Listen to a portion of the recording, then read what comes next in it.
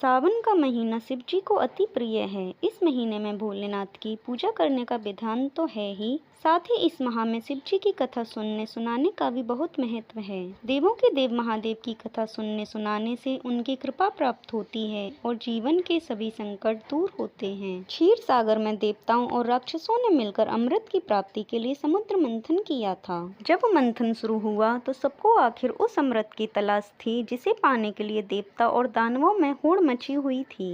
ऐसे में दोनों ने परस्पर मंथन जारी रखा। इस मंथन में सबसे पहले कालकूट नामक विष, जिसे हलाहल कहा जाता है, वो निकला। विष निकलने के बाद 14 तरह के अद्भुत रत्न प्राप्त हुए थे, जिसमें सबसे अंत में अमृत निकला था। इसकी गंध इतनी तीव्र थी जिससे सभी देवता तथा राक्षस बेचैन होकर त्राहिमाम त्राहिमाम करने लगे।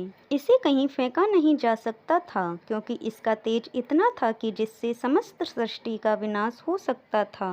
अब तक हुए इस मंथन में अमृत निकलना बाकी था। अब देवता और दानव दोनों को समझ नहीं आ रहा था कि इस विष का क्या किया जाए। अमृत तो सभी को चाहिए था, ऐसे में इस विष का क्या करें, इस बात की चिंता दोनों पक्षों को सता रही थी। जब देवता और दानवों को कोई उपाय नजर नहीं आया तो सभी मिलकर देवों के देव महादेव के पास सहायता मांगने पहुंच गए। उन्होंने महादेव से कहा, महादेव, अब आप ही हम लोगों का कल्याण कर सकते हैं और इस मंथन से निकले विष का क्या उपाय किया जाए, इसे लेकर याचना करने लगे। महादेव ने देखा कि देवता और दानव इस हलाल का कोई हल नहीं निकाल पा रहे हैं और इसे कहीं सृष्टि पर छोड़ा गया तो इस विष के द्वारा संपूर्ण सृष्टि का विनाश हो जाएगा।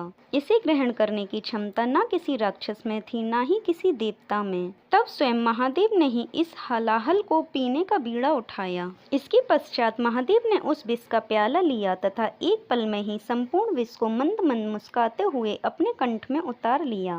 कंठ तक आते आते महादेव का कंठ नीला पड़ने लगा। इसे देख माता पार्वती ने महादेव के कंठ पर फौरन हाथ रख दिया और उस विष को नीचे उतरने से रोक लिया, जिसकी वजह से वह विष महादेव के कंठ में ही स्थिर हो गया। इसी वजह से भगवान शिव नीलकंठ कहलाए। हर हर महादेव। राधे राधे।